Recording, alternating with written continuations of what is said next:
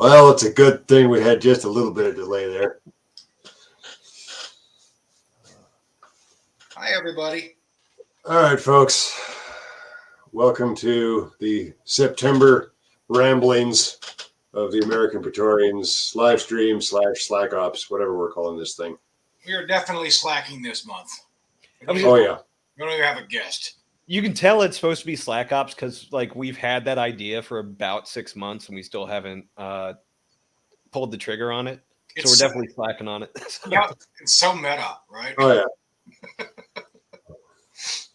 Well, probably have to change the channel name and do all sorts of other weird shit. So, well, that'll be another 6 months. Don't worry about it. Actually, what we're going to have to do is wait for you to write another 5-book series about Slack Ops. So, it'll only take you like 3 months, so you know. Don't put that evil on me. Well, hey, you put that on yourself. Mike and I can attest. I've never seen a prolific writer like actually in a literary genre, as opposed to like nonfiction stuff where it's like, oh, I need to write another book about this current event that just happened, and they pump one out like every 2 months. You're the only one that does that with an actual like story structure and plot. Well, you know, there's a TV show I've seen advertised now where I thought it was a movie at first because it made more sense as a movie. But apparently this team of like special ops people save Las Vegas from a nuke and they all go get drunk and high and party after. But then they find out that nuke was a decoy and the real one's still out there. And the plot twist is they have to go beat terrorists and find the nuke when they're all drunk and high and hungover or whatever. This is the worst spin-off of Battlestar Galactica I've heard, and there's some competition there. And the thing is, though, it's a TV show, not a movie. Like you can see that as a comedy, like a dumb comedy movie, but they're making it like a series. So, this is new. This isn't just the second season of The Unit, right? No, it's by the same guys who made Cobra Kai, apparently. Okay. Wow. So I'm just saying, if that can be a TV series, Slack Ops can probably at least be 4 books. It's like the fate of the country is up to these 3 guys, and they are too lazy to do it. Yeah, that would require getting up and going outside. Yeah, it's like, bro, I've got a mortgage to pay. I've got shit to do. That's. So or maybe it's the story of the Lance Corporal Underground, where it's just like okay, we've got shit to do, but how do we get out of doing it? And you spend more work to do that than actually do it. Or alternately, we've got shit to do.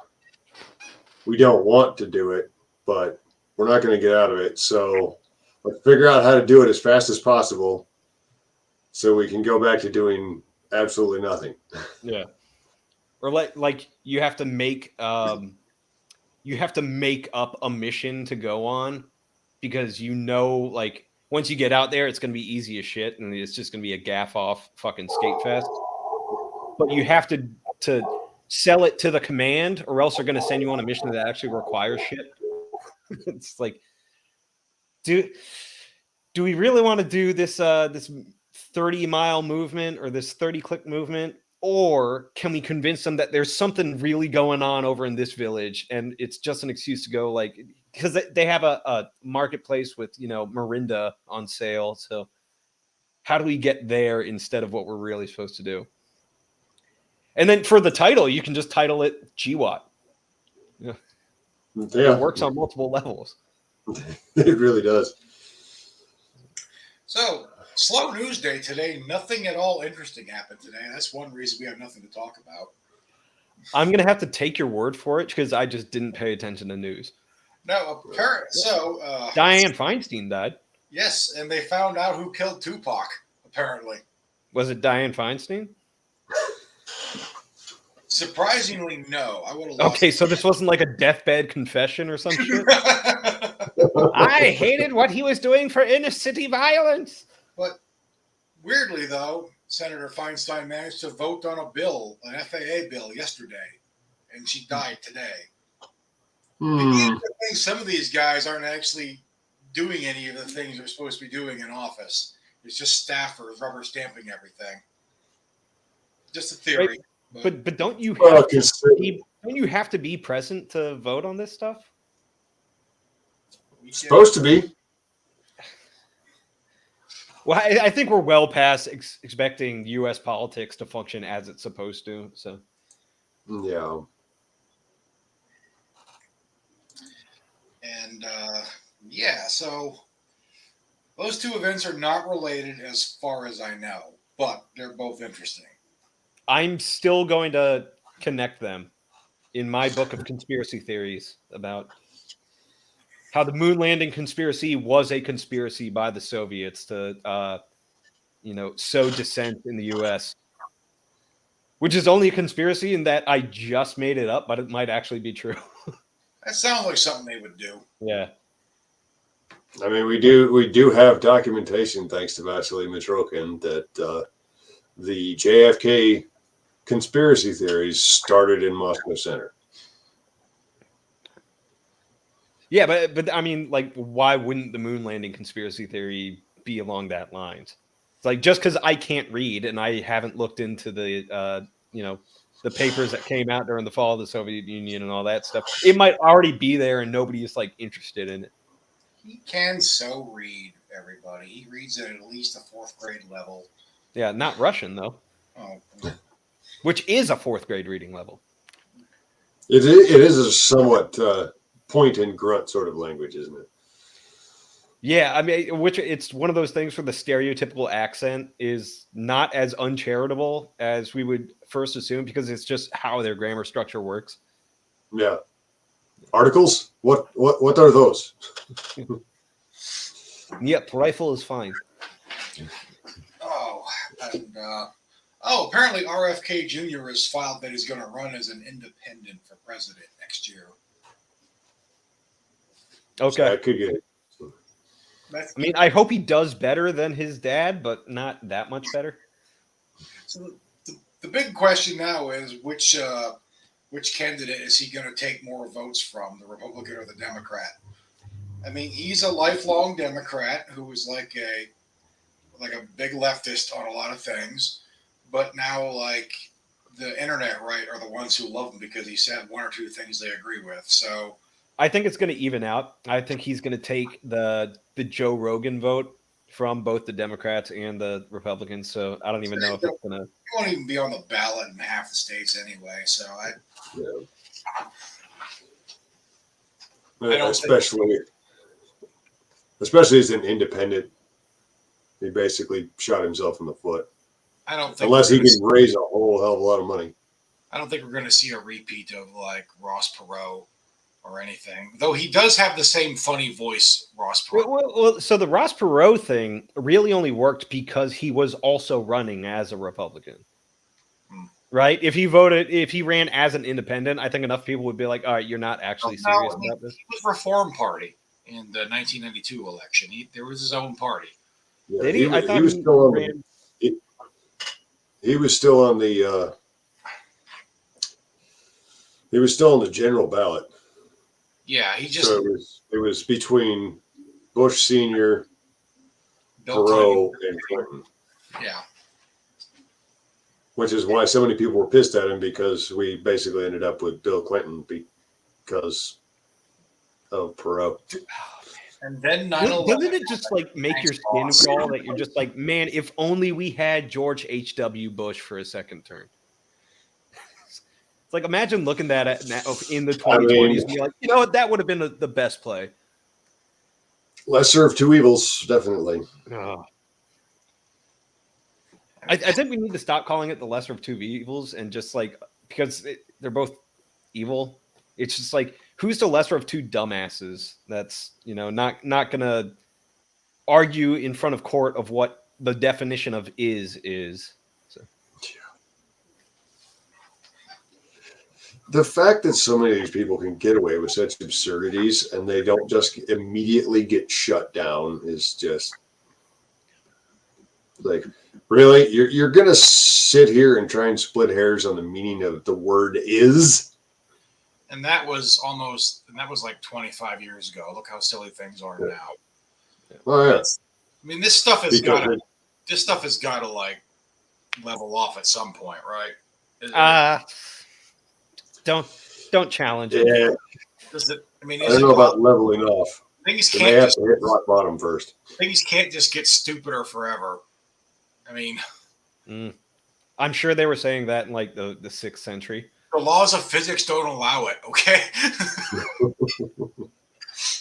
The entropy of stupidity. You can't just keep accelerating and gaining energy. There's Are you saying it has to retard at some point? Yes.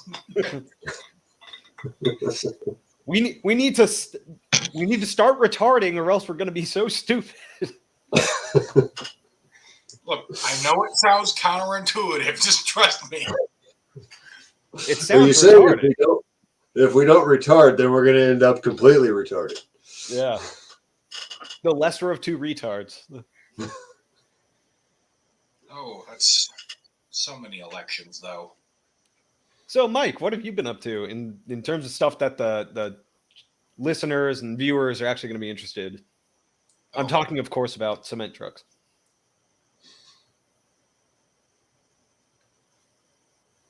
Okay, never mind. Sheer utter panic. What? Pete, what have you been up to, brother?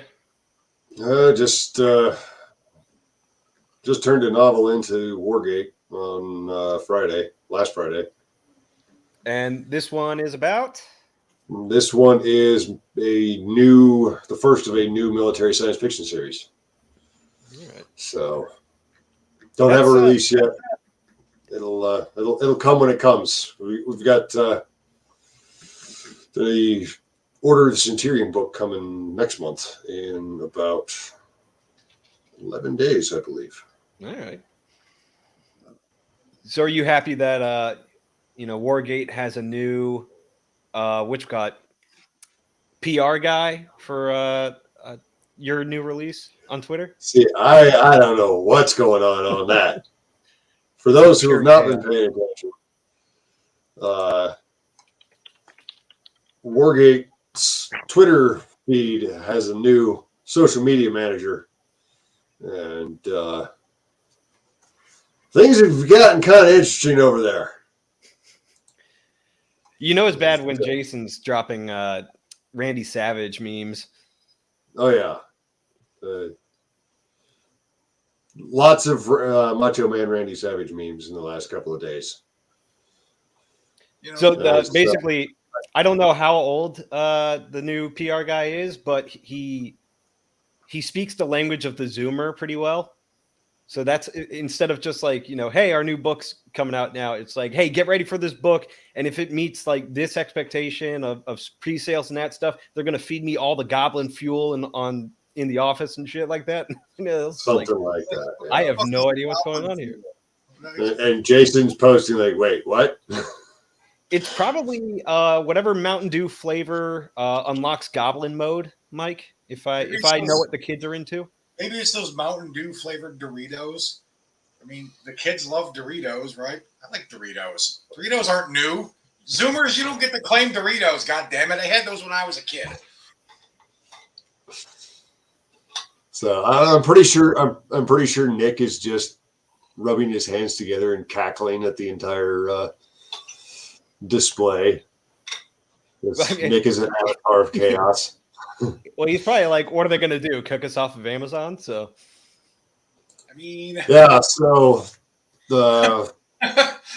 speaking of, apparently the Amazon kind of lost the files for the Sergeant Thor the Bold pre-order and wiped it all out.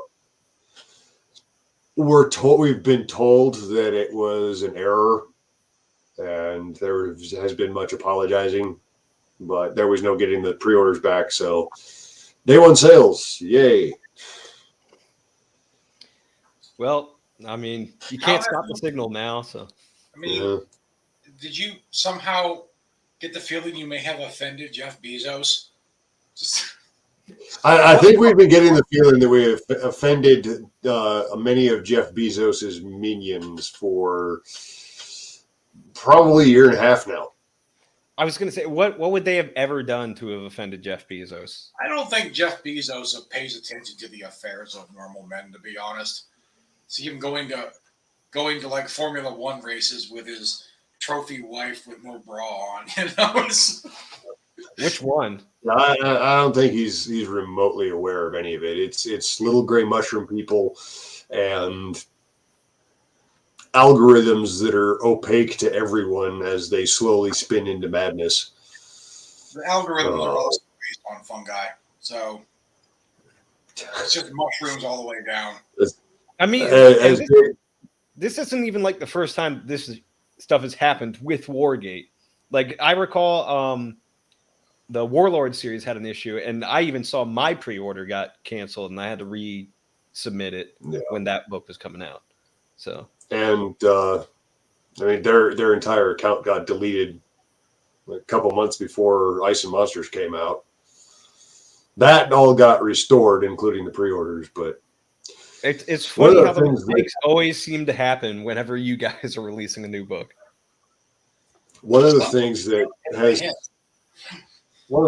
come out, and I think Jason actually pointed it out on this stream a while back, is that it's so automated and they're so understaffed that stuff is just falling apart. And they don't know, like one dude that they've worked with is he basically said, I'm supposed to have 18 people in this department and I'm the only one here. Oh. Yeah, that sounds like when I was landing in Afghanistan my first time, and I think we were at Kandahar, and we were received by one Lance Corporal who was basically in charge of processing the entire company. Actually, probably would have been the battalion. And he's like, don't worry, I have the billet of a master sergeant. We're like, okay, like, why? Like, why are you have the billet of a master sergeant and you're a Lance Corporal and you're the only one here? It's like, because there ain't nobody else. It's like, all right, cool. This should be a productive deployment. At least we've got that infrastructure to back us up. I wonder how many of the issues with the different, like from big tech, with the different social media platforms and Amazon. I'm willing to bet a lot of things people attribute to malice are just that. It's just these systems are so huge now, and the people who originally wrote the software aren't there anymore. Yeah, it's code for years and years, and the code is starting to collapse under its own weight. There's nobody there who quite understands it. I was running into reports a couple of years ago that most of Silicon Valley is limping along on 10-year-old code that nobody quite understands. That's at the companies now. Yeah. As for Sergeant Thor on a Kindle search, that could probably just be because they had to restore the whole thing, and it's still working its way through the algorithm. That's getting slower and slower because of that, just sheer volume and weight of collapsing, imploding code. So you're saying return to Nook, right? Like Barnes and Noble is gonna snatch victory from the hands. I think they already. I think they already lost their chance at that. Yeah. So no corporate meeting at Barnes and Noble's being like, we are so back. I don't know. Maybe they're trying, but I think they stopped actually. It'd be really funny if, like, somehow B. Dalton rises from the ashes in the midst of all this, you know? Yeah. Books a million. We're back. B. Dalton 2, The Revenge of the Bookseller. What's funny is there's an ancient book that emphasizes this problem with automation and having the lowest staff possible to keep the costs down. But then when a problem arises and you don't have the guy that can work the automated systems, everything goes to hell and it's problems for everybody. I'm of course referring to the ancient classic Jurassic Park. If you've only seen the movie, you wouldn't get that part of the problem. But in the book, that's almost what Crichton is attacking, as much as the genetic, engineering kerfuffle of science. So, and it I also think had I've read. the guy had grenade launchers and rocket launchers and all that shit. In the movie, he just had a shotgun and died before he even be able to shoot it. No.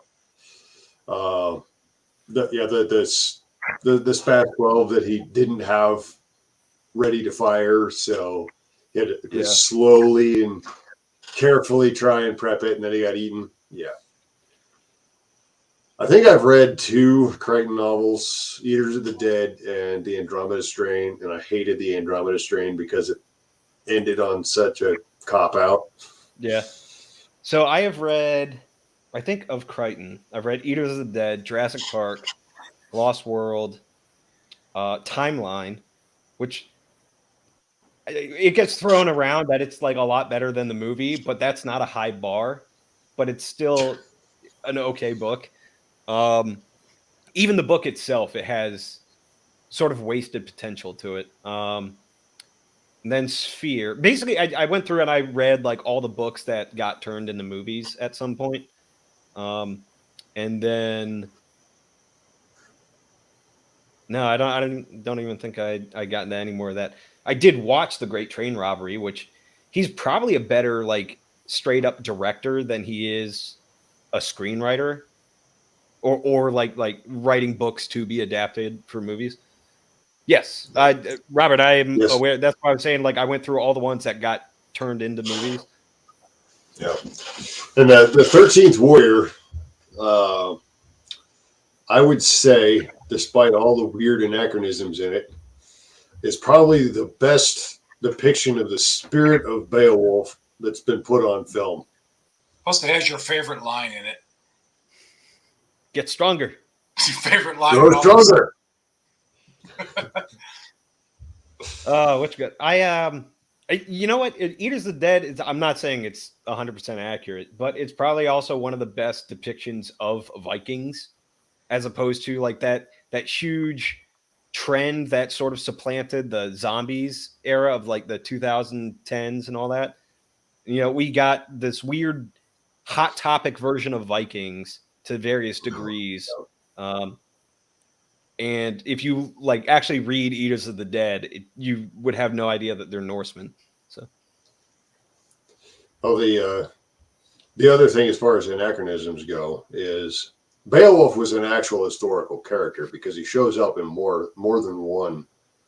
He doesn't just show up in the poem. He shows up in a couple of other sagas as well, related to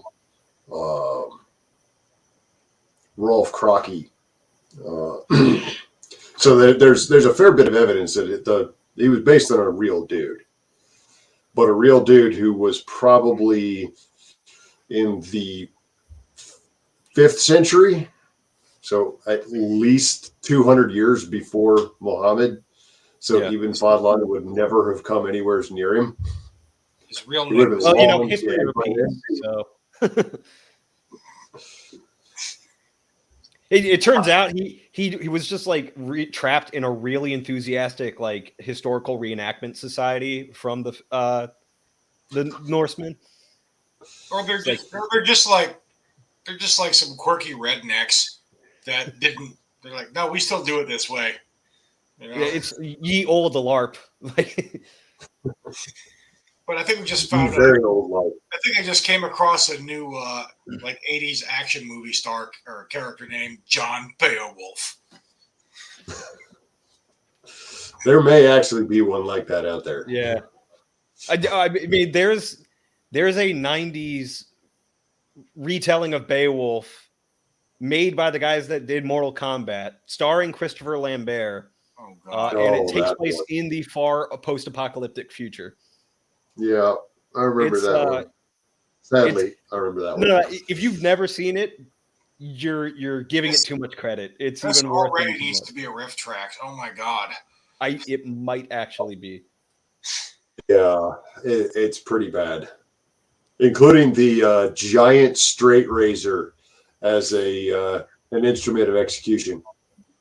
Yeah. It looks like something out of Tom and Jerry almost, where it's like it's a straight razor that they have to behead people, like a guillotine sort of, but Yeah. it is in the shape of a straight razor. It's just like 5 feet long. Like you do. Yeah, Yeah. they got it from the Acme catalog, you know. I have to see this movie now. I have to see this. So there's a YouTuber that like reviews books, like horrible books nowadays, but he got to start doing like comparisons between like the actual book and the adaptation. It's called The Book Was Better, and he did an episode on it. And he actually did a running count of how many backflips are in the movie, and there's like 37 backflips. Wow. Because any time like the techno music comes in and the action starts playing, like Christopher Lambert is just always backflipping. It's like something out of Dragon Ball Z, I swear. Well, that's what you do when you hear technical, right? You just backflip. Yeah.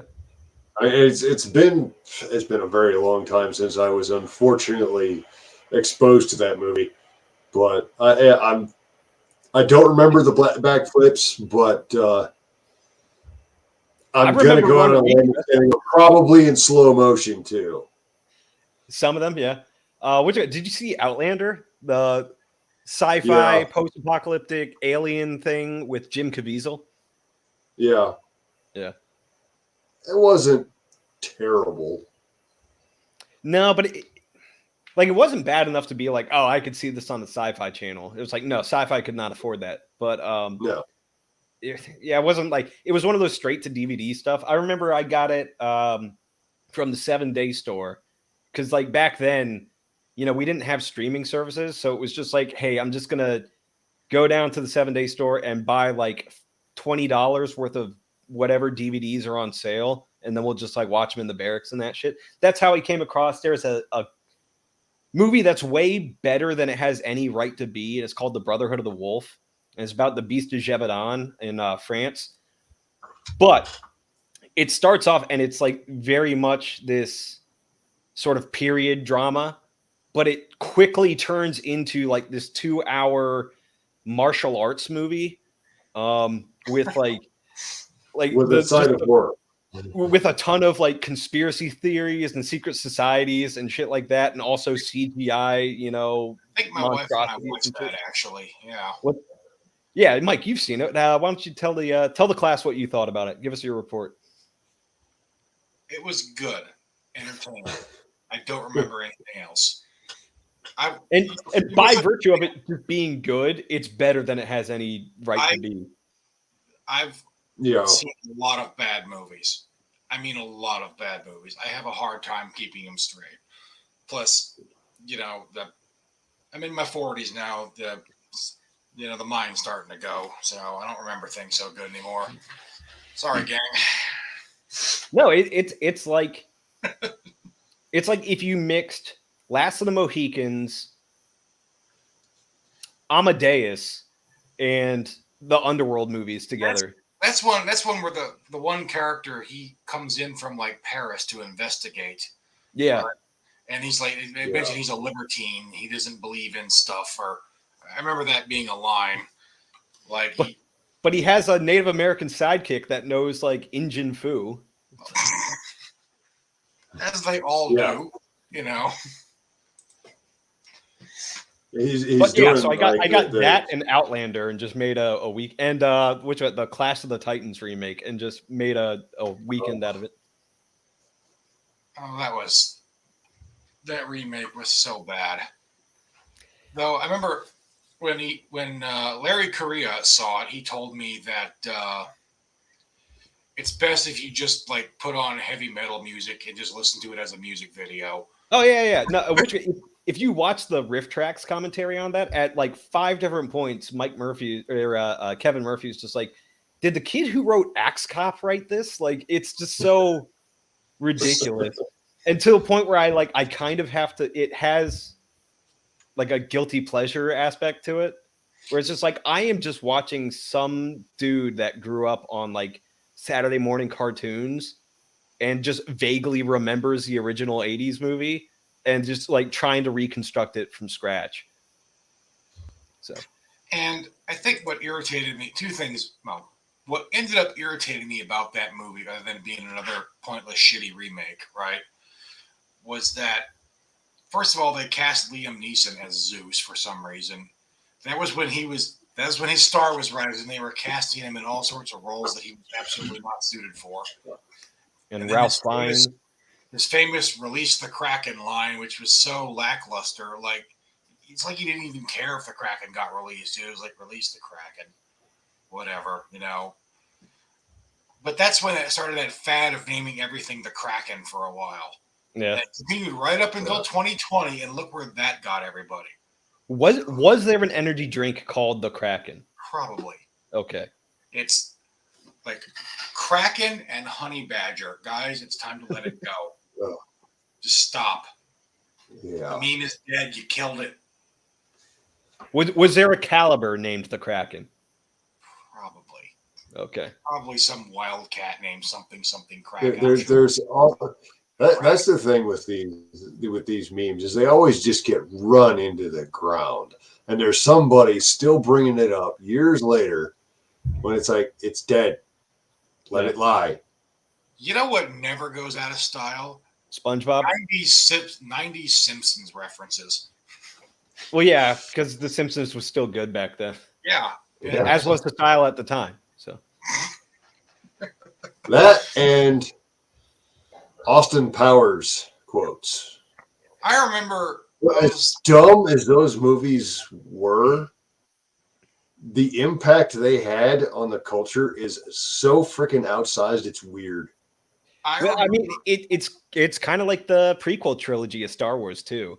It's like, look, I've tried to rewatch those movies, and I can barely make it through the first one because the dialogue is just so bad. And I even as they were being released, and I was like knee high to a grasshopper. The second one, everybody was like on board. It's like, oh yeah, the second one is way worse than the first one. So it's going to go down and down. But man, the prequel memes are chef's kiss. Like they're perfect. Every scene of that movie has been turned into a meme. Every line of dialogue has been turned into a meme, and the memes are genuinely funny, and everybody enjoys them. Whereas like the movies themselves, it's almost like they were just a vehicle for the memes. It's and like, nobody knew it at the time. Like Austin Powers was a pretty mediocre sketch comedy film. They really didn't need to make two sequels to it, which got progressively dumber. But people, yeah, like I remember talking with some friends of mine. We were making Austin Powers jokes. They're like, I can't believe it's still current year and we're still talking about Austin Powers. This was in 2012, and I thought it was weird then. Well, they're still alive. You were worried about the end of the world, the Mayan calendar, right? Yeah, that was a thing. Everybody forgets that. That was a thing. The Mayan calendar. Yeah, that the world was going to end in 2012. The world was going to end in 2012. And then it didn't. They made like the disaster movie of all time based on it.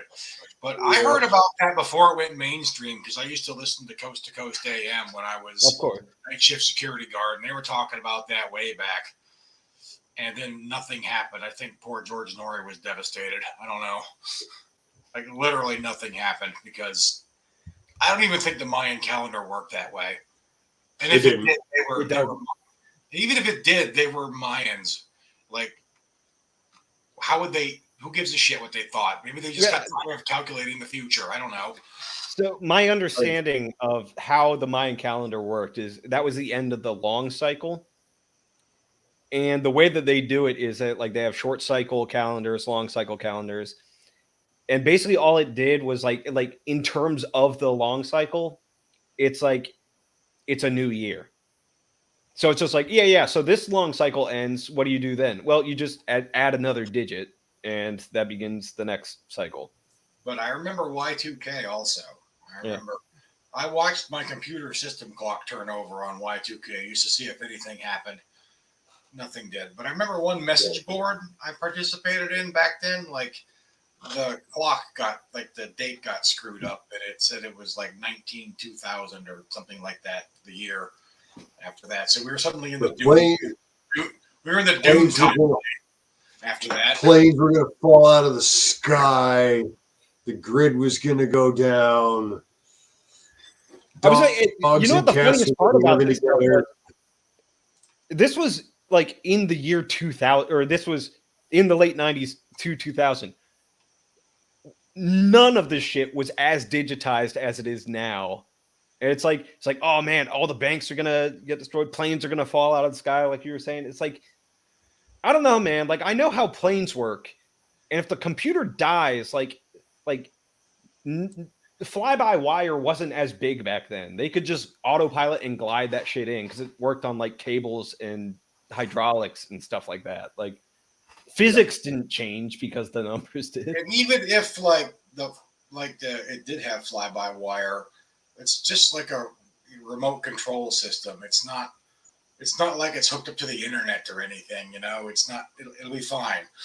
Well, even then, if the fly-by-wire system shut out, like that doesn't change physics. Like your plane is still aerodynamic. Like You still have lift.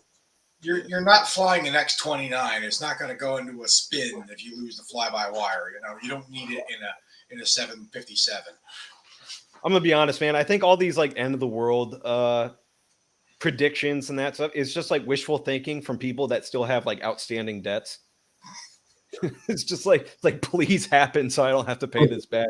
People who are just really miserable but are too chicken shit to actually commit suicide. They're like, look, man, the world better end because if you think I'm paying 17 years of back taxes, you're wrong. Like, yeah.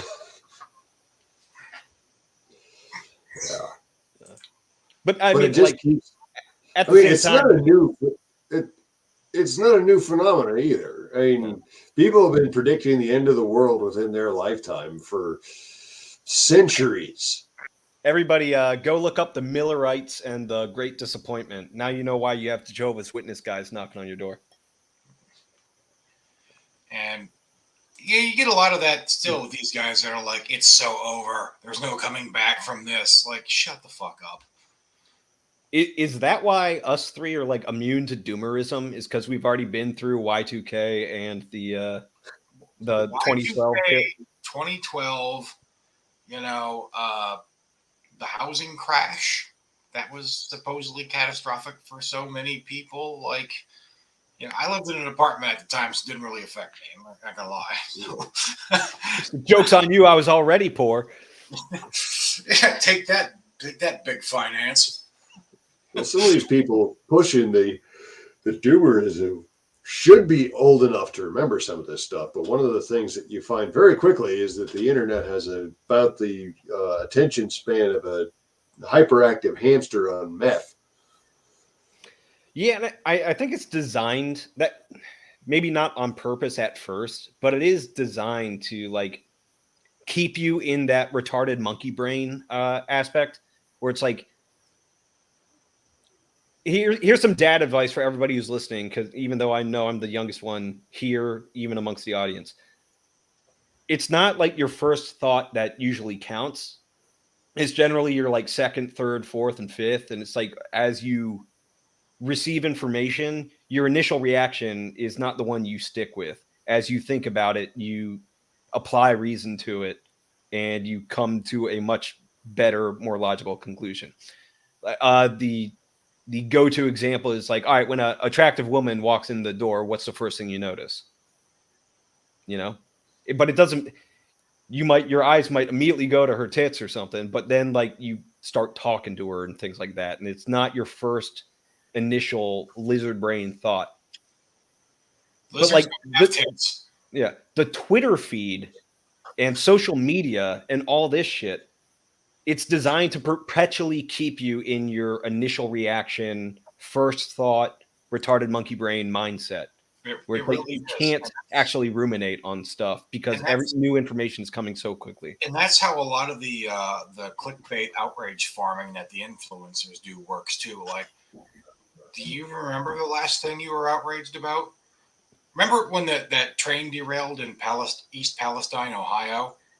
I remember seeing a little news blurb about that, but it kind of got lost in the nationwide news shuffle because that was the same time that Chinese spy balloon was making all the memes, right? I thought the Chinese spy balloon is what derailed that train. Probably. Okay. That seems like something the Chinese would do, What's Chinese for release the Kraken? right? Probably ate the I'm crap. not looking that up. Yeah, it's whatever's on the menu, right? But Yeah. a full 10 days after They ate the Kraken. a full 10 days after the train derail actually happened, like right-wing influencer Twitter noticed, because nobody pays attention to trains derailing in industrial parts of Ohio, right? And they were suddenly, oh, what the hell is going on in Ohio? All acting all outraged. And there's like one after the other because they all follow each other. So one of them noticed, and then they all noticed. And they're all acting shocked and outraged like there was some cover-up. Like the governors of 2 states were giving news conferences. Like there was, the railroad Just was because there. just because you didn't notice doesn't mean it was being covered up. One of the guys who was getting all outraged lives in Ohio, and even he didn't know about it. Even Ohioans don't care about Ohio. So Most of the Ohioans I know, just like they'll root for Ohio State, but at the same time they'll like identify as West Virginian anyways. Just to be like, no, I live on this side of the river, but spiritually I'm with these guys. and I even saw one comment recently on no, that's not Twitter anymore, it's X, on the social media platform formerly known as Twitter.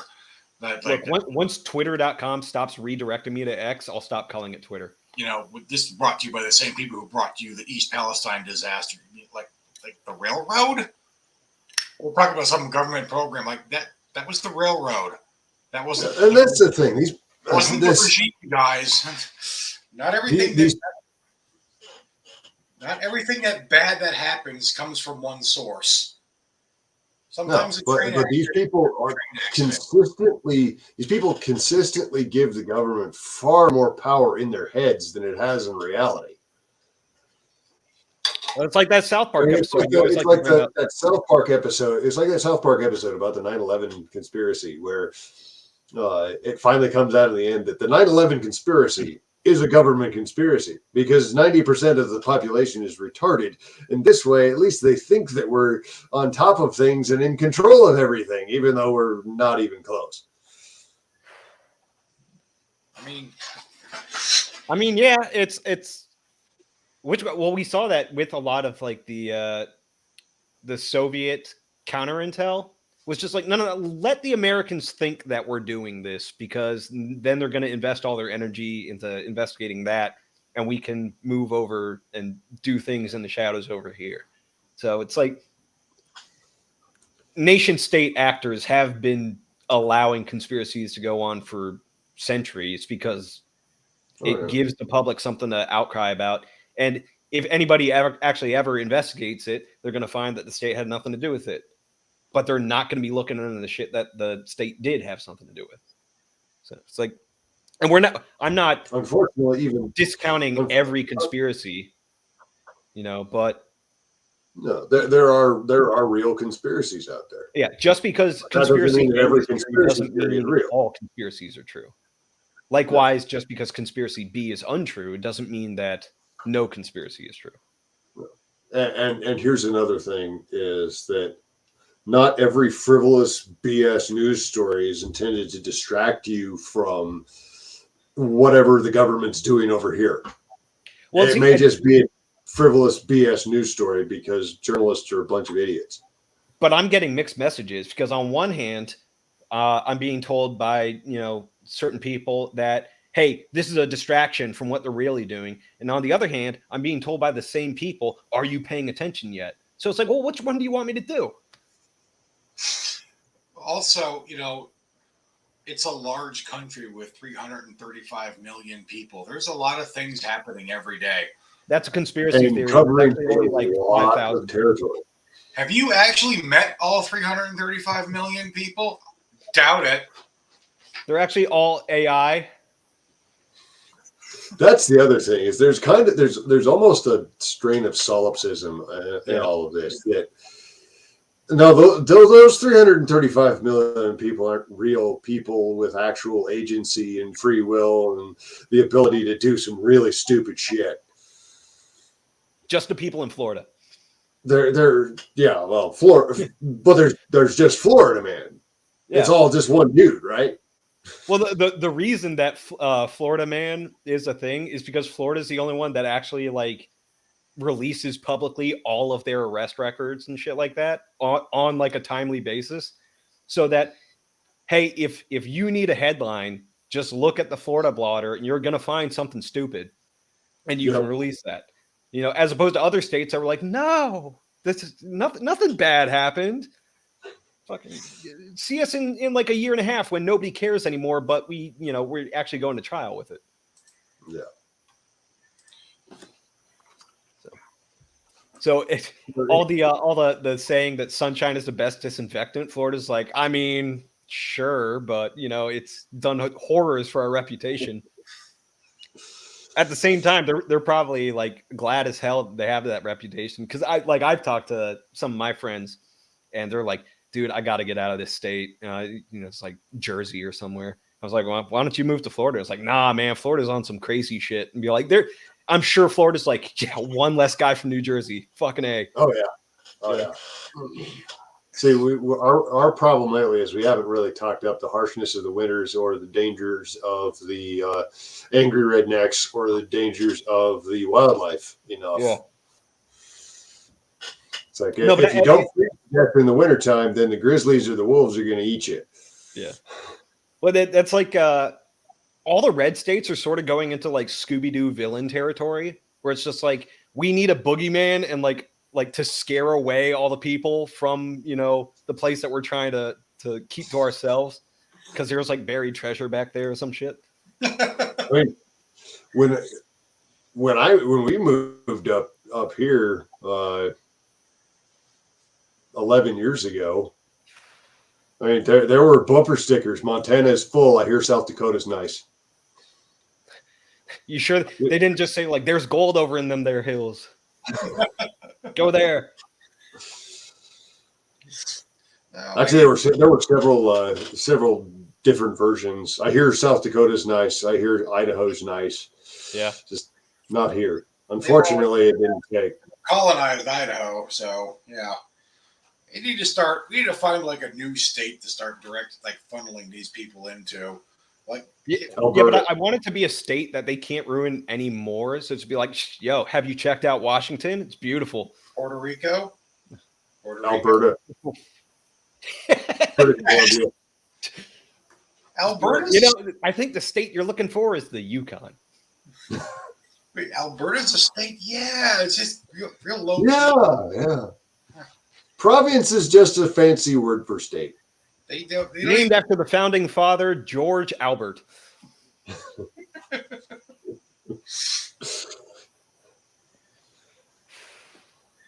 No, I just tell them to move to the state that like The Simpsons is set in, because it's got every climate known to man. So, yeah. Given the number of jokes about where exactly Springfield was, even in The Simpsons. Do they still make those jokes anymore? No, because those would be jokes. I haven't watched Zombie Simpsons, so I don't know. I haven't seen an episode of The Simpsons since I was in college in like 2003. I remember seeing the 300th episode where Homer had a skate off against Tony Hawk. That's the last episode I remember seeing new. And they were like flying in the air, battling like Crouching Tiger, Hidden Dragon. Remember Crouching Tiger, Hidden Dragon? Yeah, I remember it like alongside Gladiator, it winning all these Academy Awards. So when I see nowadays, like people will be like, "Oh, this is the first Asian to win an Academy Award," I was like, "What the fuck was 2000?" Like, all of this is the first X, Y, or Z. No, it's not, and it never is. It's just this is the you first. People are just you're a child. Stupid and blinkered. It's their version of the train wreck in East Palestine, Ohio. Well, like a lot of the dumb shit you see about politics these days is because you have an entire generation of like political talking heads on social media, like the young millennials and the Zoomers now, who like I think 2016 was the first election they voted in, the first time they started paying attention. So they got into politics on like the Trump train, and he won that election, and then 2020 happened, and they're like, "Oh, we didn't win that one election, and then win forever. We're so disillusioned now." Which is just an exact repeat of 2008. It's like a lot of the problems you see now is because like they thought like, oh, we got Obama in, basically we win for life. You know, we can do all this crazy shit. Emerging Democratic majority. Yep, they still believe that's true. Yeah. That's why it's still like a belief amongst a large number of at least Democrat pundits that every time the Republicans gain ground on any policy, it's because they're tricking people or they're cheating or the voters haven't had their Democrat policy sufficiently explained to them. It's never because people just disagree. Or it's that damn electoral college. We're the majority. This book said so. Like, are you really sure all those Hispanics are really down with all the stuff you guys are down with? I mean, did you really think they're going to be just asking? Did you talk to them, or did you just call them Latinx without asking? I'm just saying. It's hilarious to me because like the most white supremacist people I've ever met, they're all like excruciatingly Hispanic. Like they are all straight up. Like you put a feather in a headband behind them, you would never know that they're not like Native American. But they're like, no, man, I'm Spanish. You're just like, really? Like, bro, no, you're not. What you got? People might take that the wrong way and be like, oh, you're being offensive to them. It's like they're if they're watching this, they're laughing their ass off. They're like, huh, it's true. They are jaw-jaw-jawing all the fucking way to the bank on this one. They love it. It's like I'm Spanish. Like, no, one of your ancestors was some Spanish guy's wife that he was the local of the hiding behind the woodshed. That's what happened there. The craziest thing is none of them have German last names, so it's not like even you can make that connection. Well, they're not from Argentina, are they? I mean, it's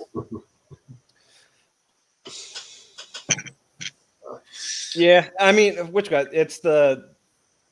It goes back into that like first initial reaction, stupid monkey brain thing, that cycle that you're trapped in.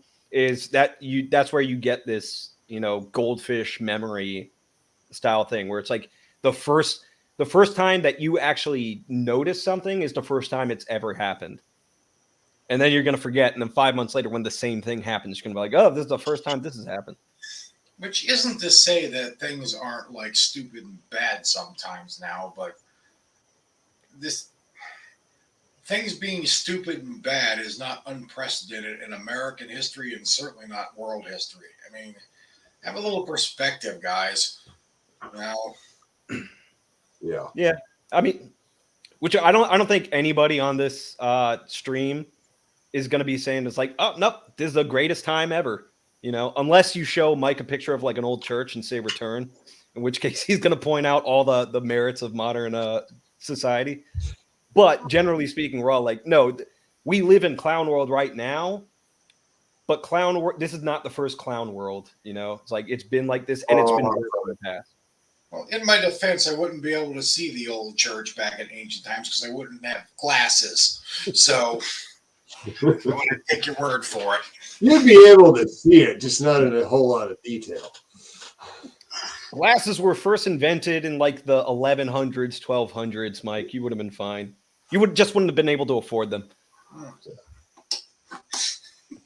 Unless somewhere Mike has nobility in his bloodline, who knows? He's finished. He has no nobility. No. On my dad's side, one of my aunts did a bunch of genealogy on my mom's side, and apparently it goes back to like Columbus, from what I heard. I don't know. Oh, so we can blame you when that day comes around. Oh yeah. Coop, you're Italian. You should be thanking me. In fact, I think that basically makes me like a liege lord. Doesn't that mean you should be thanking us? I'm like the Uber Italian here. Like, you should refer to me as Il Dulce. I can, if you would prefer that. I don't know how it's going to help your writing career, but Yeah. A little dumb controversy never hurts, right? Oh, actually, yeah. it does. yes, it does. Yeah, it depends on which controversy you're talking about. We've seen some of that recently. I don't know. I know one guy that likes to constantly drum up controversy, and all it really does is just make everybody fucking hate him. Well, what you do is you just pull the pin, drop the grenade, and get mad that nobody throws themselves on it for you. You know, it's Yep. there's no way to go through life, guys. Don't be a retard. I know we're being vague, but We're being I vague have a because feeling he likes about controversy, and he will jump on half this. the chat knows exactly what we're talking about. if you know, you know. If you don't know, you'll find out. I like what Evil Penguin just said. Il coupe. Like, instead of Il Duce.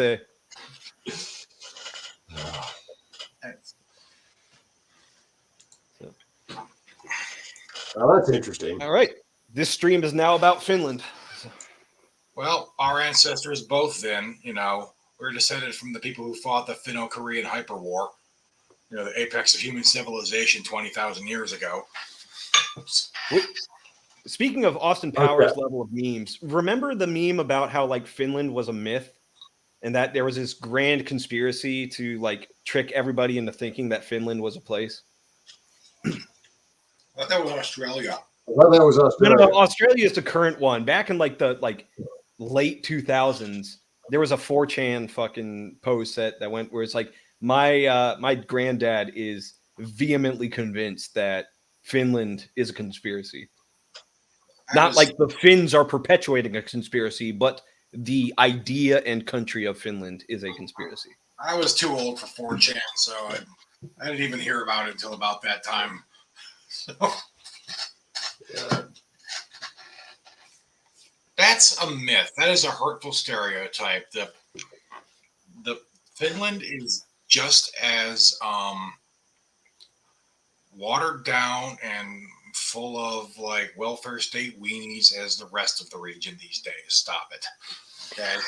Well, so you say that, and to a point, you're correct. But it's like the population of Finland is still like this very sort of backwater redneck like mentality that they're very proud of. And so you have like these sort of EU style systems, but the people are just like, look, how does this let me, get drunk faster? And like I went to Finland when I was like 18 to visit. I hosted a Finnish foreign exchange student in my last year in high school. So when I graduated, I went over to hang out over there for like a week or so. And it was very eye-opening. How much of that week do you remember? Half. No, it was fun. It was almost like taking a trip down to DC, because all the buildings and that stuff, they're very like low. They're not like these huge skyscrapers and that stuff. And everybody's just getting drunk. But the main difference was I was able to like understand more people in Finland, because all the foreign tourists go to DC for their vacations. So it's like you're going to hear a lot of Russian and Chinese in DC, and it's it's just tourists. It's not like, oh, I'm surrounded by foreign agents, but it's hilarious because everybody's like, oh, Europe is way more like accepting and tolerant than Americans are. It's like nah. When I got to Finland, they're just be like, hey man, welcome to Finland. I hope you enjoy your stay. Watch out for the gypsies. It's just like, okay, this is a thing. They are not tolerant of the gypsies. The gypsies and the Turks. There is this huge sort of resentment towards Turkey.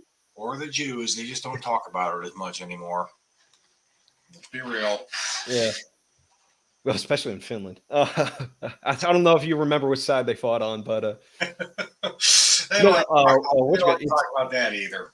Yeah, Western Europe really does not like Turkey.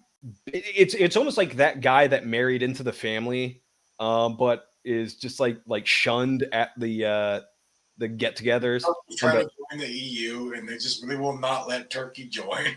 yeah, it's like the EU and NATO and all that shit, and it's like motherfucker, 80% of your country is on the other side of the Bosporus. Fuck you. You got it on a technicality. Yeah. No, like granted, the Finnish culture I grew up around is not real Finnish culture. It's Upper Michigan Yooper culture. It is people who are descended from Finnish immigrants have been living in a cold and miserable place in America for generations, with both poverty and alcoholism. So it was a little different. It was really depressing.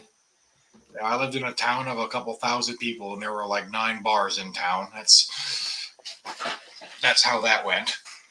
Well, you need to have that many bars because if you get kicked out of so many, you still have other places to go. That is actually true. Yes. Yeah. It's funny about Turkey though. As I was telling you a couple of days ago, like I was putting groceries in my truck in like the parking lot to the grocery store, and this girl comes up. She's like, oh, which guy? I moved here from Russia. Do you speak Russian? I was like, no. She's like, I have no money. It's just this panhandling stuff, and obviously she's foreign. And so okay, I give her some cash, and she's like you don't speak any language other than English? I was like, no, I'm the stupid American. I only speak English. She's like, really? Not even Turkish? It's like, no, Ouch. no Turkish. And so we part ways. But I'm like, oh, she thought I was Turkish. It's like, why else would I speak Turkish unless I had like some resemblance of a Turk? As a pasta American, that's got to be especially hurtful. Oh yeah, yeah. The Italians are not huge fans of turkey.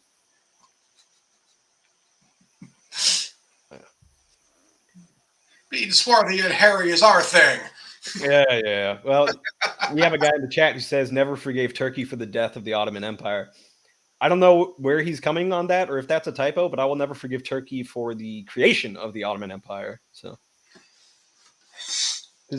Turkey, or as I call it, Asia Minor, is some of the most beautiful landscape in all of the world, and we let those bastards take it from us. I figured I figured you'd still be mad about the whole Istanbul Constantinople thing. But, Yeah, still am, but there's events leading up to it that I think deserve my attention just as much.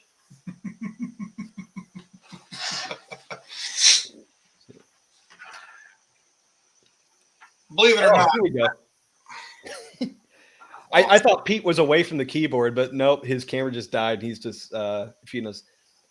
So Mike likes to deny it, but he thinks about it every day because he's in a chat room with me and Pete, and we bring it up every day. So by that default, doesn't count. yes, it does. So Yes, yeah, I it guess does. I think about the Roman Empire on a technicality then, because they don't stop talking. But we Mike, hashed this out. We need to stop thinking about the Roman Empire and start thinking about an American Egyptian empire. You don't want an American Caesar. You want an American Pharaoh and a Mero. well, we already have the pyramid over in Memphis. We have Sounds two like pyramids. Egypt. Yeah. There's one in Memphis and there's one in Las Vegas. Yeah. All we need. Which got but Mike, you have to admit, being forced to think about the Roman Empire is about the most Roman Empire thing out there. Yep. It's like, hail, we're Romans. We're about to make our problems your problems. And then being famous for We're Romans, and you're about to be too. Yeah. Except for this forest in Teutoburg. Yeah. 0 out of 10 would not march into it again. Would not Definitely recommend. don't trust that Arminius asshole. One Is there actually a one number star for on zero Yelp. in Roman numerals? There you go. Teutoburg Forest, I star on Yelp. Or do you mean blank space out of X? Because Blank space out of X, yes. I don't know what Yeah. the 0 in Roman numerals is. I don't think there is one. It's the preceding digit is minus the next digit, so it would be I. No, wait, that's not. That's 2. No wonder we adopted the Arabic numerals. Right? It's a little clunky, guys. I'm just saying. Well, why would you need a notation to denote nothing? It's nothing. Really, why would you need to count higher than 3,000 anyway? That's an Well, absurd. I think this is why, like, in their historical, treatises and historiographies and stuff like that, they're very approximate in their numbers because, like, I am not doing the exact math on this shit. I only have so much paper. I'm not writing down the long division on a fucking 20-digit number for. I'm not doing this many X's. This is stupid. No, the guy who told me about this was not standing there on the hilltop counting every single Persian. Because the number was changing drastically as time went on. But I mean, the Rome is one of those things that kind of became a meme recently, and I don't know. It's one of those memes that some people will take way too seriously because their lives are sad.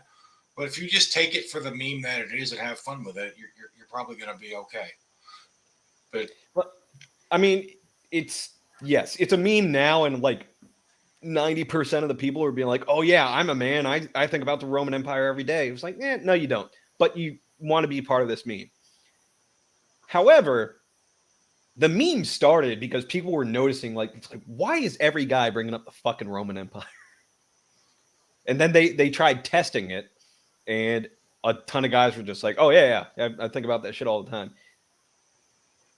I remember I did see something mentioned on Twitter about like somebody was trying to be clever. But like the Roman Empire built this road network and they didn't even have an income tax. So like they had slavery, bro. That's how they had a whole ton of other taxes too. Yeah, I was gonna say they were a lot, like a good amount of revolts against the Roman Empire were because of taxes. Also, you really can't do an income tax when you don't have something akin to modern banking. It doesn't really work. You just have to go actually physically take money from people. You can't just.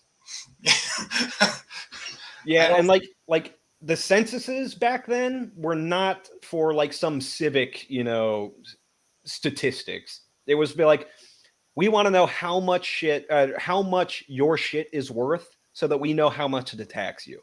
That was for tribute. That wasn't. Yeah. Yep.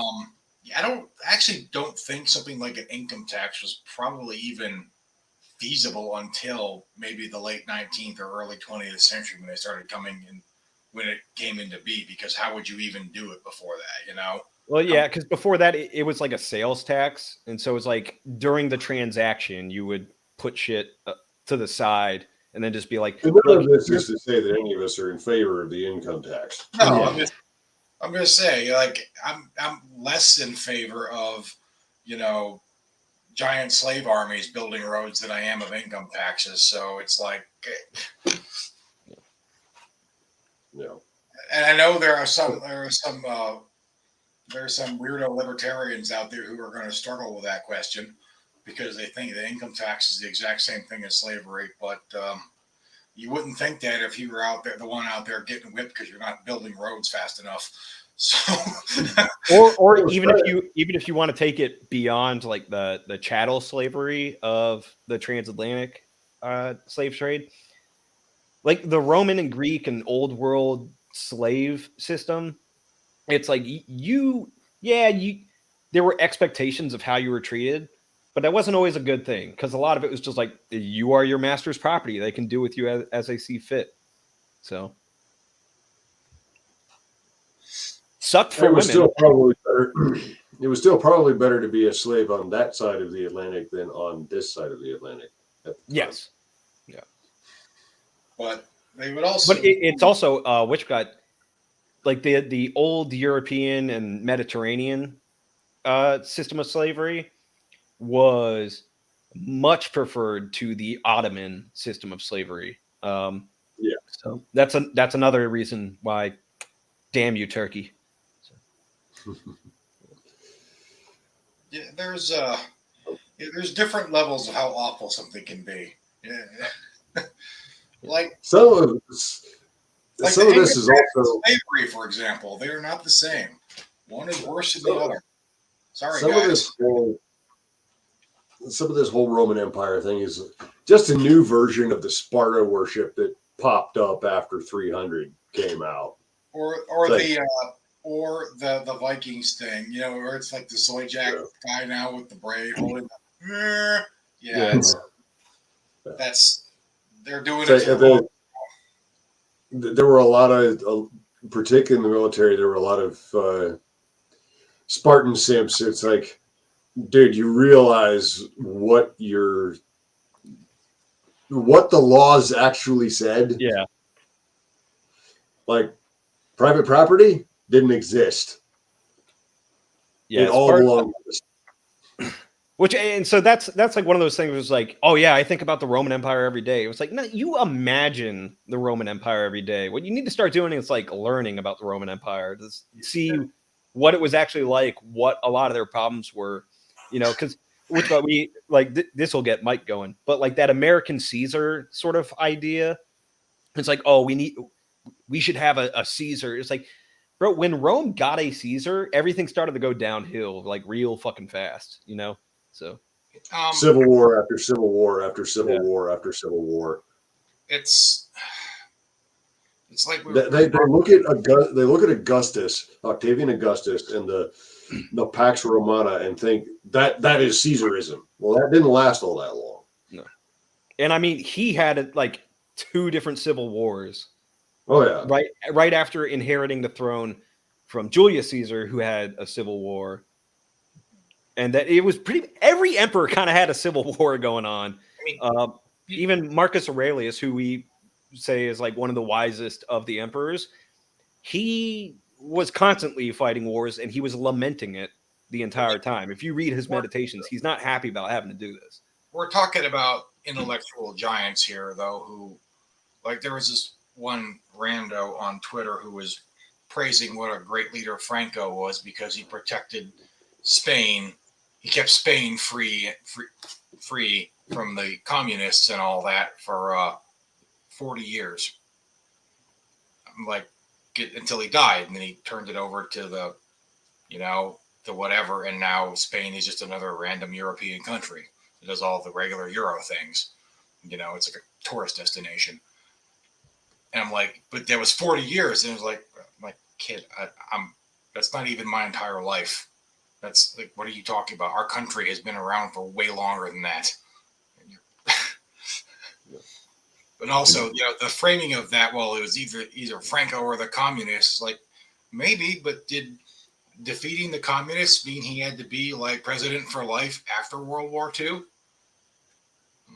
Well, I mean, you run into that problem. Like, I'm not saying this, but for the sake of argument, let's say Franco was awesome, right? And then he dies. Well, now you don't have a Franco anymore. So it's like That's the other problem, yes. Yeah, this idea that like, hey, if we can just get some sage kings to run shit, well, it's going to be way more efficient than like democracy or republics or anything like that. And, it's going to be great. Okay, but sage kings are like historical anomalies.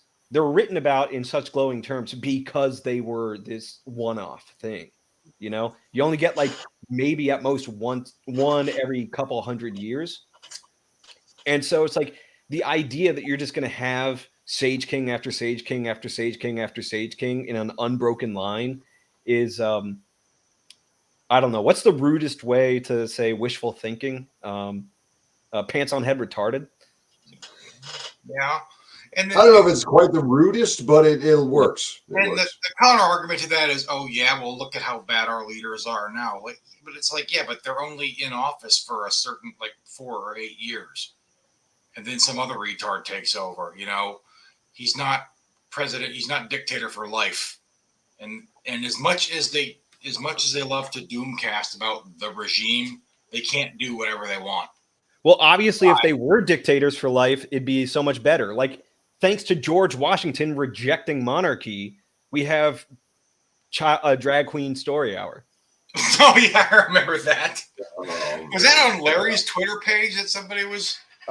Somebody responded to him, Yeah. Because Larry was saying, it's like, hey, one of the reasons I respect George Washington is because he was given a chance to have all the power in the new country, and he rejected it. And then for only 2 terms, he stepped down, and then this kid comes along. He's like, yeah, well, thanks to that, we have drag queen story hour. It's like, or he was saying, it's like, look at how degenerate everything is now and tell me that was still a good idea. It's like, bro, to think that monarchies and autocrats don't devolve into degeneracy within a generation almost all of the time is ridiculous. I mean, Prince Charles is the King of England now, and look, I mean, yeah. Remember Prince Andrew, that shining beacon of traditionalism? Well, I mean, even Prince Charles, he was famous environmentalist crusader, the darling of international liberalism. It's he's the king of England. Though I have to admit the dubbed speech of his, somebody voiced over an impression of him talking about all the tyrannical shit he was going to get into now that he was the king, was pretty freaking hilarious. It's like, so it's a translation. America, you've been free too long. I won't have it. Australia, you're going back to the prison you always should have been. India, you're safe. We don't actually want you anyway. Oh man, yeah. So it's like whenever somebody is like, "Oh, democracy has failed," I was like, I mean, compared to what? Because I look at all the alternatives, and they're equally stupid. And again, it's not supposed to be a democracy. It's supposed to be a republic. There is a difference. No, and the fact that there is enough of a Republican structure still holding on is why we're still haven't completely slid into the abyss as much as they've been trying to erode that, because democracy ultimately devolves into mob rule, which leads to Caesarism, which leads to people will go on tyranny. Twitter and unironically tell you that you have no more freedom than somebody in China. People in China aren't allowed to go on Twitter. Yeah. So I was going to say I have a lot more internet access than them, though. Or I can say Tiananmen Square and not go to prison immediately. Or even to a lesser extent, even Russia. As much as Edward Snowden, who lives over there now, likes to criticize the U.S. government, you notice he never has shit to say about the Russian government. Weird, huh? Because he'll disappear if he does. And Penguin's got it right. Please say something about Russia, Edward. Please. Penguin's got it right. Everything always fails. It's just a matter of how fast it's going to fail. Well, that's what Winston Churchill said. Whatever you think about him, he's like, hey, democracy, he's like, democracy is the worst system of government, except for all those other ones. Yeah. And we've pretty much tried everything throughout the course of human history, so. Oh, yeah, that's the thing, is everybody trying to, I mean, this is kind of aside from the whole return meme. Just we've never tried this. Yeah, we have. Everything's been tried. Most of it around the Aegean 2,500 years ago. And it's all failed eventually. Real republicanism has never been tried, Pete. The only thing that's real that's never been tried is real libertarianism. Okay. Well, no, it was tried, and they almost immediately got conquered by the people that could actually fucking organize. No, for some reason, a situation with for some reason, when arguing with internet libertarians, a situation somewhere in the world where there's no government doesn't count as a real libertarian society. I don't understand why they make that distinction, but it's not the same. It's not the same The thing as American Indian tribes probably came closest to real libertarianism. And look what happened to them. Well, I mean, you could argue the reason that they were the most libertarian is because if you didn't like it, you could just go over and either join or try and conquer another tribe. Like, or just split off with yeah. the number of tribes that were offshoots from bigger tribes. Even just in the Northeast, there were probably a dozen major tribes that had basically split off from some other major tribe, whether it was the Delawares, the Mohawks. There were at least basically two different tribes of Mohawks. And if you were, and tribes were basically just an extended family of families, so it was pretty, based around, the private interest, but they really did not go along with that whole non-aggression principle thing. That was no.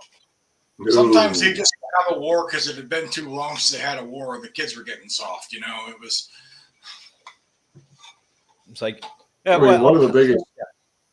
Where the white women at was not a non-aggression principle fucking thing.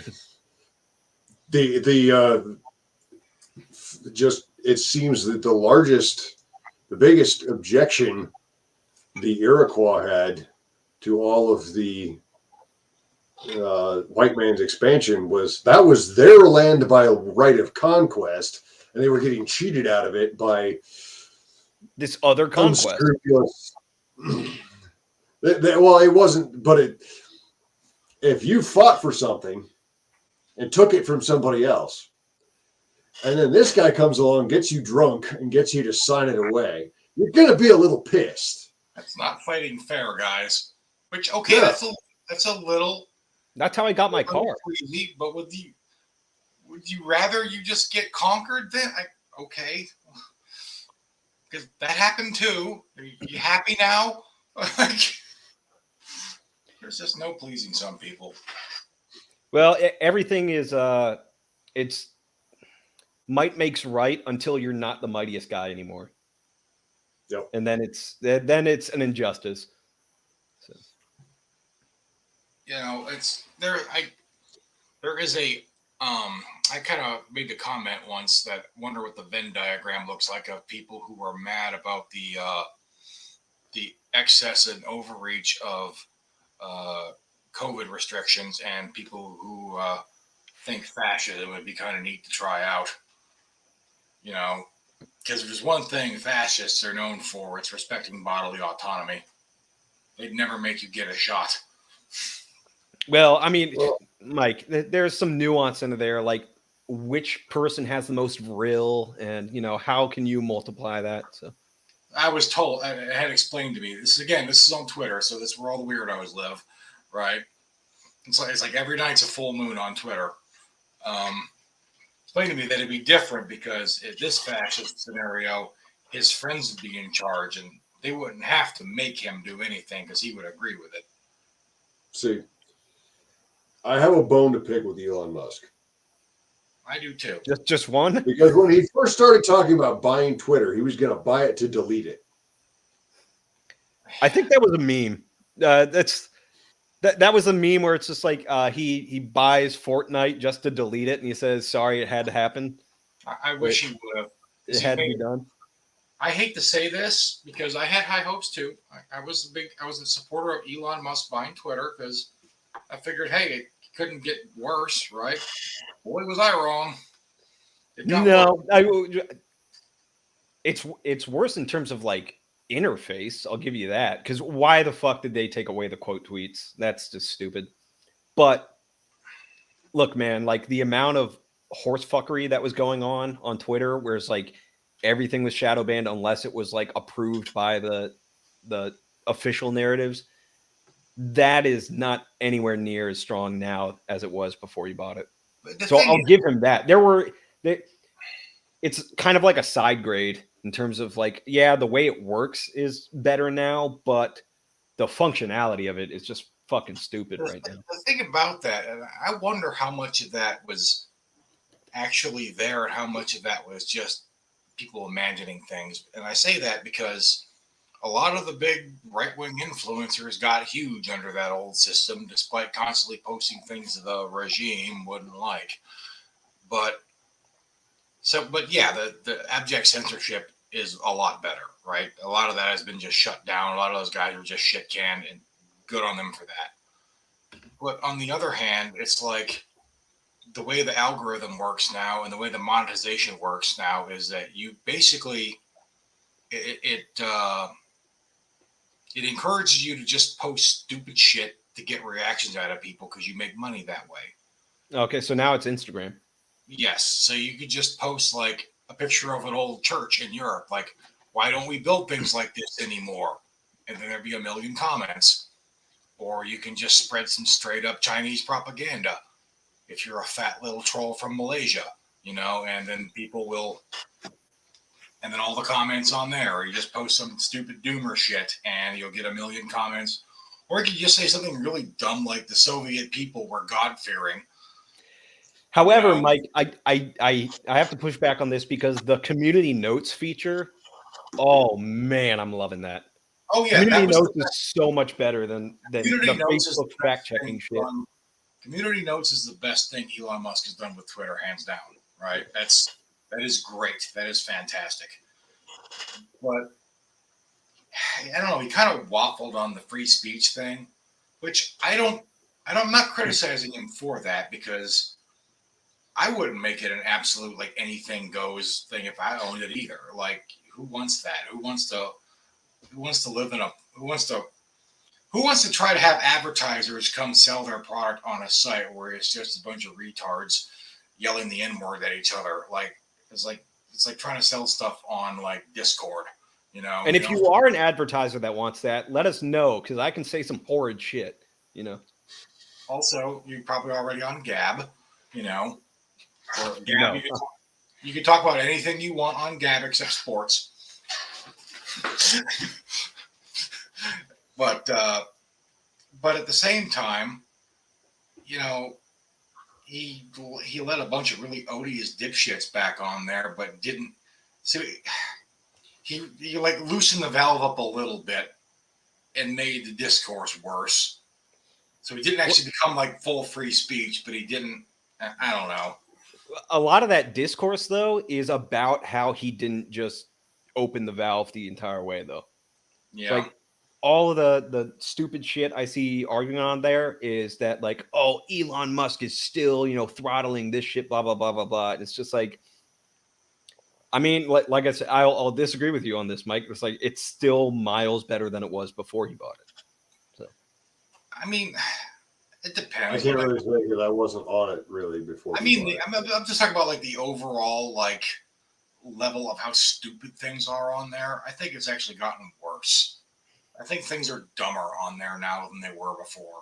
I didn't use it for very long before versus now, so I don't have like maybe the best picture, but yeah, and Mike, I was going to say a counter argument to that is that like you've been actively like doing your Twitter zoology stuff a lot since then, and it's probably affecting the algorithms of like what to present to you because you're engaging with all these fucking retards. Well, that's possible, but I don't do Mike's Twitter zoology, and I still can only stand it for maybe 5 minutes. Yeah, but that's because Mike shares the links with us, and we like look at it. We're like, oh, okay, and Twitter like keeps track of like which links are bringing you into the site and that stuff. You're my friends. If I have to suffer, so do you. That's what friendship means. Fair. You agreed to that when you signed my friend contract. What are you? I didn't sign shit.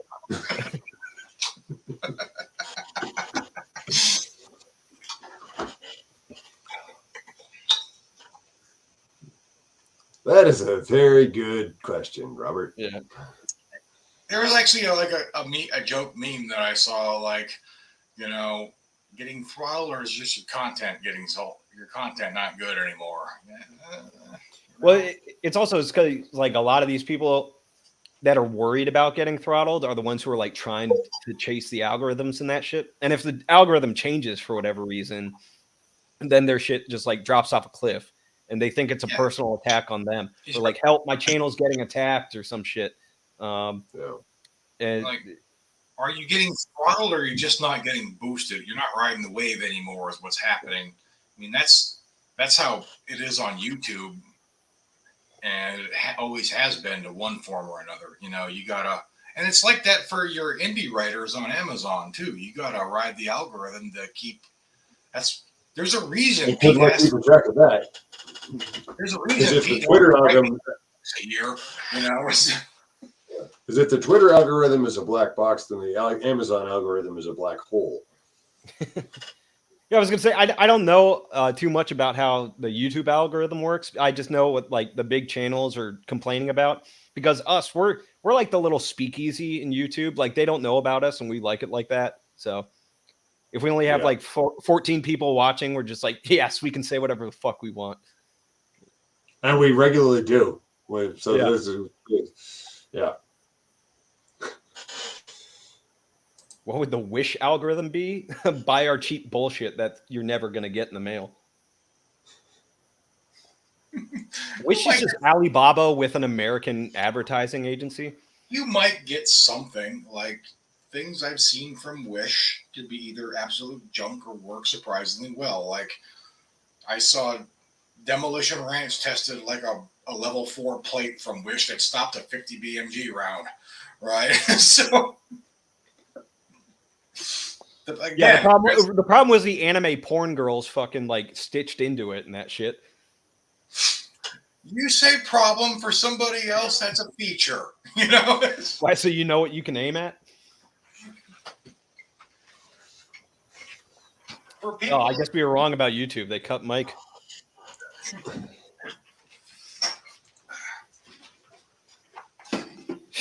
Well. Yeah, that's probably a fairly good analogy there. I just had to go get a drink, and I didn't shut my camera off because I'm hiding a pile of unfolded laundry behind my chair. Why would anyone think that? Just how many people are in that pile of laundry? That's a rude question. Mind your own business.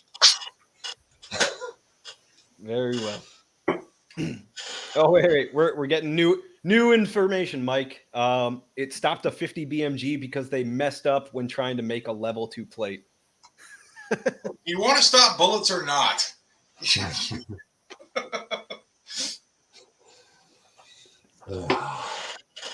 Oh no, he's not hiding a bird in the laundry. You'd hear it if he were. Oh yeah. If Jax is in his cage in the living room, if he was in here with me, you'd know because he'd be either squawking or on my shoulder chewing on me. Maybe. Honestly, it's past his bedtime. He'd probably just be up on his perch going to sleep at this point. He's a creature of routine, and he gets grumpy if he stays up past his bedtime, especially if it's just me. My wife is now his favorite person and has been ever since he met her. So once again, my bird has relegated me to his second favorite human. It's like the third time this has happened. Isn't that the story of your life, huh? In the 10 years or so that I've had him, yes. The only person he liked me better than was my ex. So that's how I ended up with him. And that's how I have a bird 10 years in a row. You know, we took him to the vet last year, and they actually read his armband, his wristband, and found out that he was born or hatched in 2001. So he is old enough to drink. We do not give him alcohol. He's mean. I was going to say, were you holding off for that? Well, the law is the law, okay? I mean, alcohol, doing the entire village in Central America. We don't talk about that.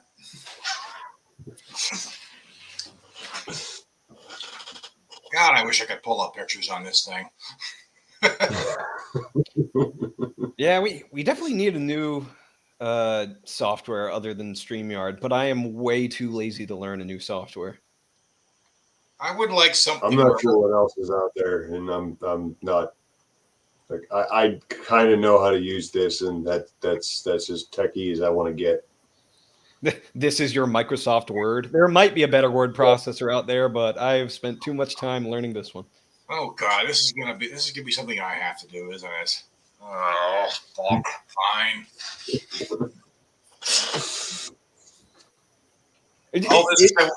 Learning the new software actually isn't my problem. It's like comparing it with other options to figure out which one is actually. I don't want to do it either, but I really also the things I will do just so I can share memes and cringe from Twitter with the audience. You guys don't know what I suffer through to do for you. Ugh. You want to take you our kind of bring it on yourself, down to like 5 people. I forget. I give. I'm a giver. I don't know what you're talking about.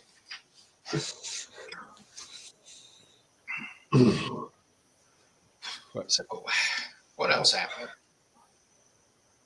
Tupac's killer was caught. So, what do you think it was like for the detective who's been working that case for the last almost, what is that, 30 years now? Almost. I think he probably inherited it from the guy that originally picked up that. I like to think there was like the guy retired and like his son took it over or something like that. I'm imagining it's like that side plot from Bosch where it's like he's bringing the murder book over to like the guy that originally had the case, and he's just comparing notes and that shit. Like the young detective found his dad's notes or something like that. And it's like, wow, he's calling into Coast to Coast to fucking just be like, let me tell you, I have a theory based on the notes that I've had access to. It wasn't just Tupac; it was also Elizabeth Short.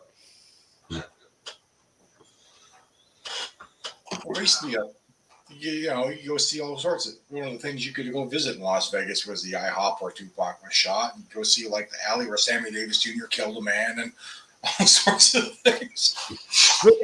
The thing is, I do want to pretend or imagine that like it wasn't just it's like, look, we're never going to find Tupac's killer, so it's like, yeah, I'm technically on the case, but I've got like 5 other cold cases that have better leads. I'm going to focus on them.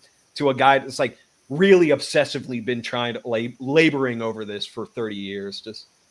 He's like, I got to do justice for Tupac, brother. If he's like some lily white guy who's just really into hip hop, Yeah, and he joined the force to solve this case. Like, yeah, that unfortunately, that's entirely plausible. Have we seen a photo of the investigator? Like, I want to believe that he's just like this 25-year-old insurance salesman looking guy with like the Coke bottle glasses.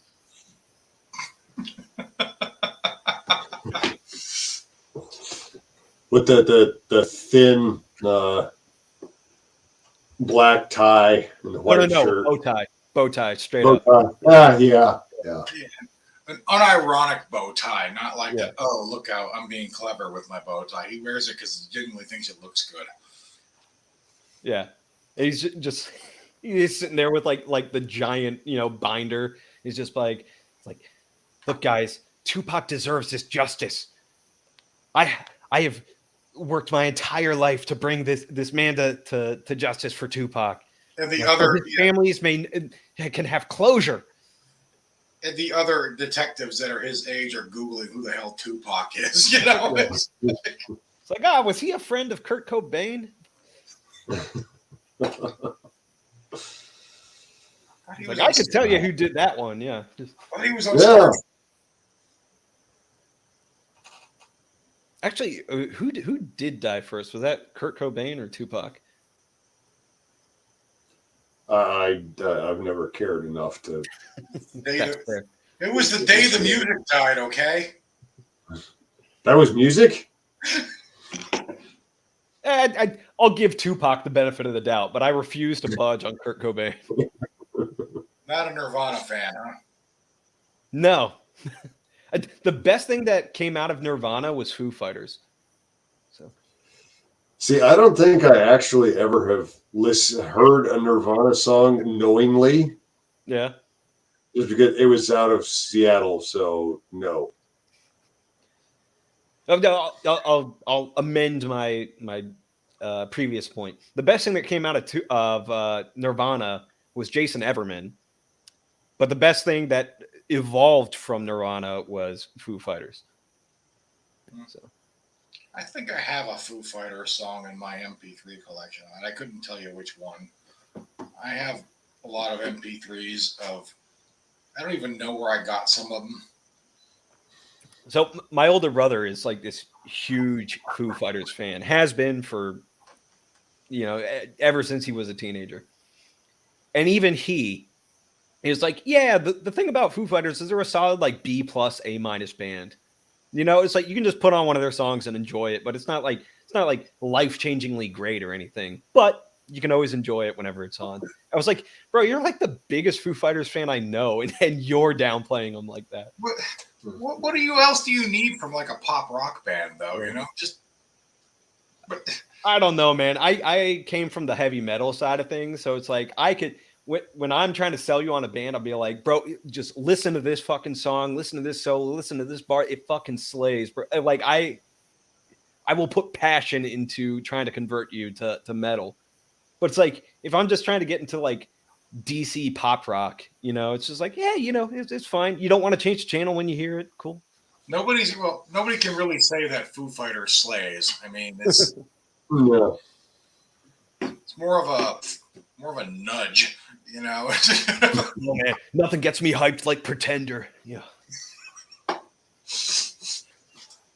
Which I mean, like a lot of people were saying when that song first came out. So. Some of the things that some of the music that people claim will get them hyped is just kind of really. Well, Evil Penguin says you're never supposed to let the drummer sing. Foo Fighters is what happens when you let the drummer sing. My counterpoint to that is like, look what happens when he doesn't sing. You get Nirvana. So then nobody's singing. They're just like whining into the mic. That seems to be a lot of pop rock whining into the mic, at least to me. But I don't even know like what current year music sounds like, to be honest. Me neither. I've stopped listening to new music after whenever the latest Megadeth album comes out. Like that's my perpetual moving goalpost. Everything I like is oldies now or older, so what's funny is like, do people even like write new music, or do they just do covers of older music? Or does it just get crapped out by an AI algorithm? It's. Yeah. I mean, it was all before that. All pop music was written by like that one guy who wrote all those songs for all the different pop divas. Yeah. And now I've just heard people say that Zoomer music sucks, which I don't know if it's true, but it wouldn't surprise me. So I don't know. And then anytime a new song does come out, the first thing people do is put it through an AI, cover to make Hank Hill sing it. So. Yeah. Hank Hill is a real country crooner, okay? Yeah, but like ever since like the music industry like really kind of did die, where it's not like you're told what to like. Instead, you can just like search it out by a Spotify or whatever's popping on YouTube and shit like that. There has been like the way to get your name out there and actually like grow a following is to just like cover other songs in whatever style you do it. And I'll admit, man, like the metal covers to Disney songs are actually like pretty tight. I mean, realistically too, I bet all because you can sing doesn't mean you can write songs. Those are not like the same skill. Yeah. So coming up with an original song, I imagine, is actually quite difficult. No, Mike, it's easy as shit. Anybody can do that. No, I agree, but I don't know how accurate they are. I will go to the mat on this. The people who are probably like the best at writing original songs and performing songs are like the metal guys, because metal has it goes back to like such a classical philosophy of like music theory and all that shit. Like you can take a classical song and cover it into a metal style and it works phenomenally. And you can take a metal song and cover it with like a classical orchestra or symphony, and it works phenomenally. I don't know how much you can take like the London Philharmonic and put like a pop song through it and have it work the same way. Maybe it's been done, I don't know, but I don't know if you could like run a Taylor Swift song through that and have it still, yeah. And some of it depends on what kind of metal we're talking about. Some of the metalcore stuff that was around 2005, 2006, just no. I don't count that as actual metal. That's why they had to like qualify it with like new metal or something. They couldn't even spell new right, and or like metalcore or shit like that. metalcore. Yeah. Yeah. It's like some of that. Some of that would be on some dude's MP3 player on the cheap PX speaker in the Humvee, and you hear it about the 50th time. It's like, just stop. Yeah, bro, like nobody has worse taste in music than like some infantry Marines. It's just from having to listen to their playlist and that shit and be like, oh god. Yeah, because it'd be like, bro, fucking Avenged Sevenfold. Let's go. Let's fucking go. And it's like, get out of my room so I can watch Clash of the Titans. Fucking. I don't know if you remember. Do you remember in Black Ops 2 when there's that music video with Avenged Sevenfold at the end of the game, like with all the characters from the game playing in the band, and I saw that. I was like, what the hell is this? And Larry Correa played that too. He's like, is this the bad ending? What's funny about Black Ops is when Cold War was coming out, there was like a period, like a 2-year period where everything even remotely set in the 80s was set to Blue Monday or some remix thereof. It's like, I'll admit, Blue Monday is a good song. I listen the fuck out of like synthwave and all that shit, so it's up there for me. The version of Blue Monday that they used in that the Wonder Woman 84 trailer. Yeah, that's a good remix of that song. Right, and they remixed it like garbage, from what I understand, but they remixed it into like 5 other versions for just that Black Ops trailer, like the Black Ops Cold War. What if I told you there were other songs in that decade? So many. Yeah, that's what I mean. Like, this is its own genre, you know? Yeah. And I'm also thinking, well, how much worse would it have been if like you see a trailer for Call of Duty Black Ops Cold War, and it's like 99 Red Balloons playing? Oh. I would almost want to play the game even more just to fucking see how they factor that in. Okay, what if it's the 99 Red Balloons, but it's the Weird Al cover, polka cover of it? I don't think they would pay Weird Al for that.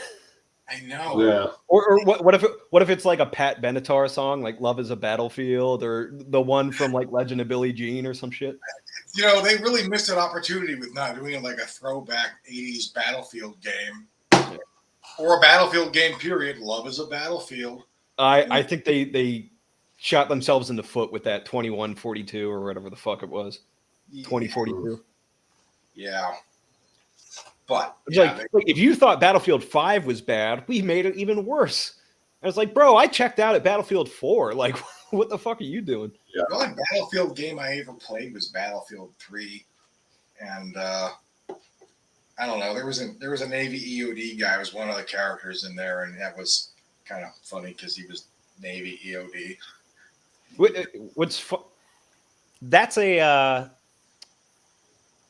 That's a trend that I don't miss, is where like they just use dubstep for fucking everything. It was like the Battlefield 3, it was all dubstep. Like Doom 2016, it was weird because they had like the dubstep remake of the Doom theme and that shit. It was like, if there's one video game that is balls to the wall heavy metal, it's Doom. And you're giving me this electronica shit. I will say, though, that some of the music for Doom 2016, like BFG Division, I legitimately like that song. That's good workout music, But Well, the guy that made that song, he made the soundtrack for Doom Eternal. Mick Gordon. Yeah, he kind of got fucked by id and Bethesda, and so that's why he's never working with them again. But he also did the soundtrack for the 2013 Killer Instinct remake, and those songs that whole soundtrack is just absolute killer. Did you know Megadeth did like a cover of the Duke Nukem theme song? I think so. Did you know that there was an entire episode of Duck Dodgers dedicated to Megadeth? That I didn't know. Oh, Wow. it's weird. It is like I was a Megadeth fan and I occasionally watch that show. And even I was just like, this is kind of out of left field, and I don't know why they're doing this. Because they could get away with it. Yeah, it's like at some point, some guy on the writing staff's just like, okay, I'm giving carte blanche. I'm on a Megadeth kick. Let's fucking do this. We've been And making this show long enough where they trust us now. bro, they got Dave Mustaine to fucking voice act his own role in that show. It was so weird. It's so out of left field. And at the same time, it's like, as a Megadeth fan, I'm just like, all right, well, at least they include, back in the day in the episode. But you're just like, why is this a thing? Wow. Why not? You're going to have Looney Tunes and Megadeth. I mean, it's a match made. That was the real Space Jam, okay? No, the real Space Jam was Looney Tunes Back in Action with Brendan Fraser. Man, that's what really killed his career. It was not all the behind the scenes bullshit with the sexual assault, against him and the fucking, the stunt injuries. It was Looney Tunes Back in Action. or worse, the sexual assault involved the Looney Tunes. Ugh. Elmer Fudd, no. Actually, you know what? It would be Pepe Le Pew. He's got a fucking track record. Oh God! We have officially reached that part of the night, folks. Yep. We are. I feel so bad because this is something that's not funny, and Brendan Fraser is a good person who didn't deserve any of that. But No, but we can joke about it. hopping along after him.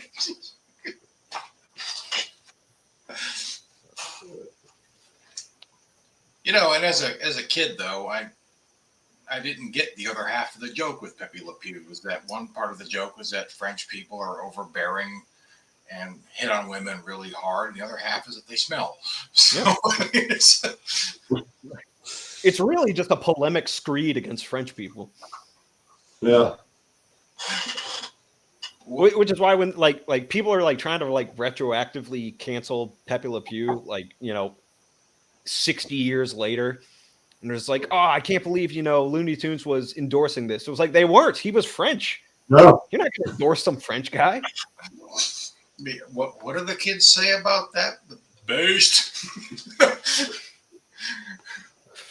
Le best, le cringe. The way you did that with the smoking XL was perfect too. Cigarette in a not nihilistic fashion. And I just have to hold it like this from now on. Yeah. We.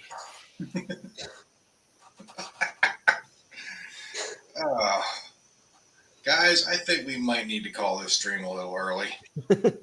Yeah, we've gone almost 2 hours about this, that, and the other thing. I did warn you folks that it's September ramblings, and we've rambled.